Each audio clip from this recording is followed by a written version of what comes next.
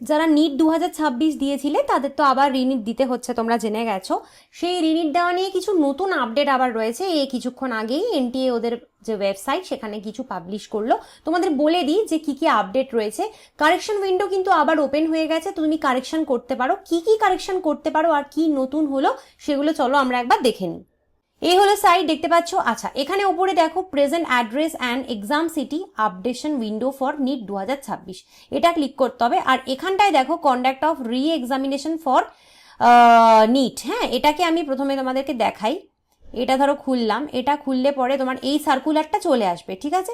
আচ্ছা, এবার এই সার্কুলারটা এলে পরে এখানে তোমার যেটা বলার আমার রয়েছে সেটা হচ্ছে যে দেখো এখানে ফি এর ব্যাপারটা একদম ক্লিয়ারলি ওরা বলে দিয়েছে যে প্রথমত হচ্ছে যে ফি তো তোমাকে ওরা ফেরত দেবেই, এবং শুধু তাই না, তোমার থেকে কিন্তু আর কোনো ফি চার্জ করা হবে না। মানে যারা আবার পরীক্ষা দিচ্ছ, মানে গতবার তো তোমরা একটা ফি দিয়েছিলে, দেওয়ার পরে পরীক্ষা দিয়েছিলে, পরীক্ষা ক্যান্সেল হয়ে গেল, আবার পরীক্ষা হচ্ছে, তো তখনই রেজিস্ট্রেশনের সময় তোমরা ফি দিয়েছিলে। তো প্রত্যেকটা স্টুডেন্টের কাছে কিন্তু ওই যে ফিস তোমরা দিয়েছিলে সেটা রিটার্ন হয়ে যাবে, ঠিক আছে।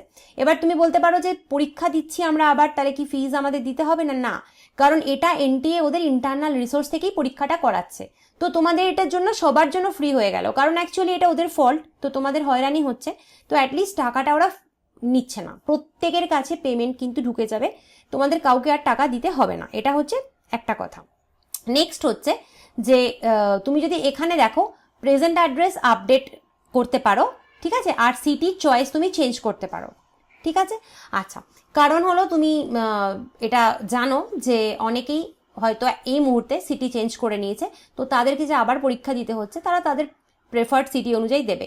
তো দেখো 15ই মে থেকে 21শে মে অবধি কিন্তু রাত 11:50, 21শে মে রাত 11:50 অবধি তুমি এই সিটিটা তোমার চেঞ্জ করতে পারো, যদি তুমি মনে করো তুমি অন্য সিটিতে পরীক্ষা দিতে চাও তো, ঠিক আছে।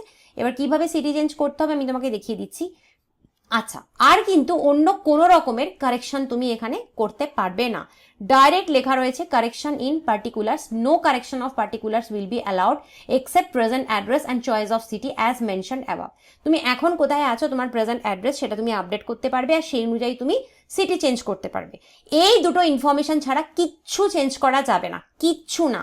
তাহলে আমাকে আর শুধু শুধু জিজ্ঞেস করো না যে ম্যাম এটা চেঞ্জ করা যাবে ওটা চেঞ্জ করা যাবে, কিচ্ছু চেঞ্জ করা যাবে না। শুধুমাত্র নিজে কোথায় আছো সেই প্রেজেন্ট অ্যাড্রেস চেঞ্জ করা যাবে, আর সিটি চেঞ্জ করা যাবে যে তুমি কোন সিটিতে পরীক্ষা দিতে চাও। এবার হচ্ছে এই কে কোন সিটিতে পেলে সেটা খুব তাড়াতাড়ি ওরা ওদের ওয়েবসাইটে দিয়ে দেবে আর তোমাদেরকে জানিয়ে দেবে। সেটা এখনো ডেট ওরা বলেনি যে কবে জানাবে, জানিয়ে দিলে পরেই তোমাদেরকে আমি সেটা বলে দেবো। আর তারপরে অবশ্যই অ্যাডমিট কার্ড ডাউনলোড করা যাবে, সেটাও ওয়েবসাইট থেকে করা যাবে, সেটাও তোমাদেরকে আমি বলে দেবো যে কবে ওয়েবসাইট থেকে অ্যাডমিট কার্ড ডাউনলোড করা যাবে। ওরা যেই মুহূর্তে দিয়ে দেবে ওদের ওয়েবসাইটে আমি তোমাদের বলে দেবো। আর তোমরা তো জেনেই গেছো যে 21শে জুন পরীক্ষা হচ্ছে, আর এবার কিন্তু পরীক্ষার টাইমিংটা 2টো থেকে 5:15 অবধি রয়েছে। দুপুর 2টো থেকে বিকেল 5:15, তো 15 মিনিট টাইমটা এক্সট্রা দেওয়া হচ্ছে, যেটা অ্যাকচুয়ালি 5টা অবধি ছিল আগের বার, তো সেটা কিন্তু 15 মিনিট এক্সট্রা দেওয়া হচ্ছে।